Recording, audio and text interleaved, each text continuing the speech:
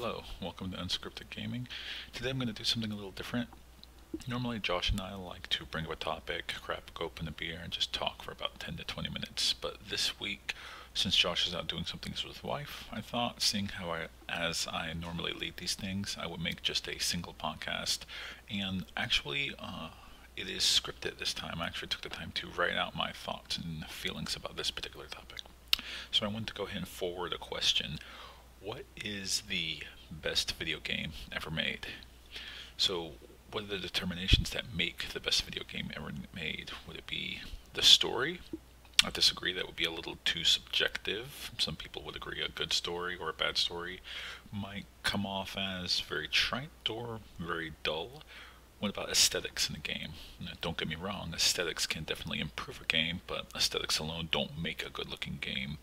Sometimes the best looking video game ever made, if it plays like crap, well, it plays like crap. How about the multiplayer aspect of a game? Alright, so let's all be honest. If a game can't stand to its own single player experience, then it can never stand to a multiplayer experience. The individual must be able to have fun with the game. As if multiple people want to have fun with a game, that should be more of a bonus than it should be a necessity. So, I would say that for there to be the best game ever made, it must be mechanically sound and easily accessible for anyone that's willing to try the game. This is why, in my opinion, the best game ever made would have to be Tetris, invented by one man, Alexei, I'm going to pronounce that wrong, Pajitnov, I do believe. So I'm going to call him Mr. Pajitnov. So here's a brief history lesson about the game. Tetris was written by Mr. Pajitnov as he was testing a new form of hardware at the Computer Science Center in Moscow.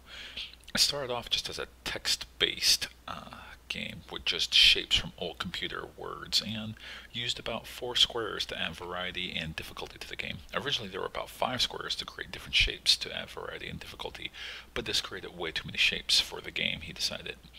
The game was created to have The game actually has a very long and storied legal battle, as Mr. Pajitnov didn't even get any royalties for his creation of the game until 1996, which is about 12 years after he created the game in 1984.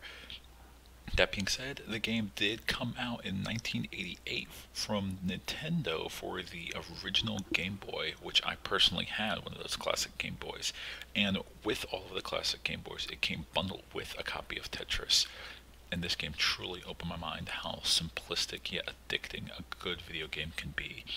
Honestly, I must have burned about 8 packs of batteries when I first got this for my 10th birthday. Mostly on Tetris alone.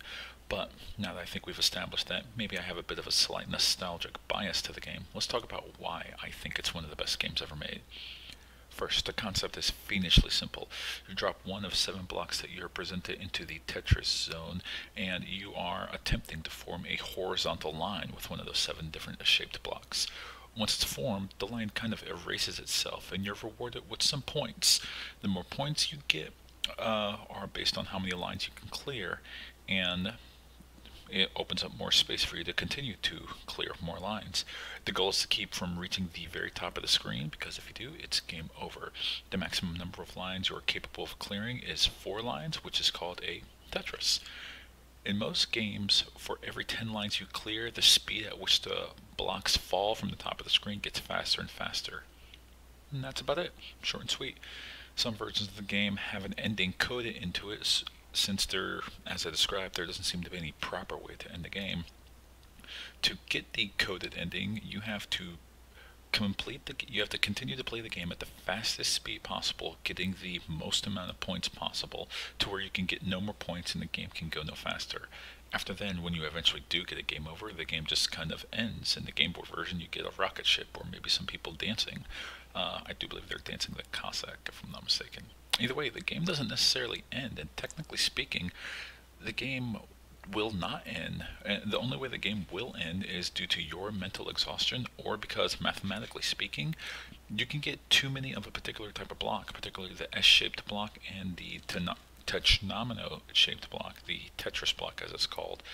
And too many of those can create the possibility of having blank space, thereby meaning it is impossible for you to keep going on. But for that to happen, you'd have to be going at the fastest speed for several hours in a row. Yet, keep this in mind, the game is so simple that literally anyone can play it, and anyone, after about maybe half an hour of playing it, can play it very well. You don't need to consult any online manuals or user guides or find out any hidden mechanics to the game just to make it easier. You don't have to determine any friend or foe factors, and any loss that you experience in the game feels like it was your own fault. Not that the game cheated you out of something. Of course, some of you may be saying, well, I should have gotten that line block a lot sooner, but some versions of the game actually have a statistics rating to the left side, like the version I'm playing in this video. It shows you how often you've been getting blocks, thereby statistically speaking, you should be getting the about average for each block in the game. So because of this concept, Tetris has been put on almost every device with a screen meant for entertainment purposes. It was even the first game to be played in space on the classic Game Boy, no less. So, for this reason, amongst many others, I would say Tetris is one of the best games ever made, mechanically speaking. Maybe one day we'll get into which game has the best story or which game looks the best, but that might be another topic for a different time. Well, once again, this is Stan from Unscripted Gaming, doing a very scripted portion of gaming, and hopefully me and Josh will be back at it in about a week. Thank you very much, and have a good day.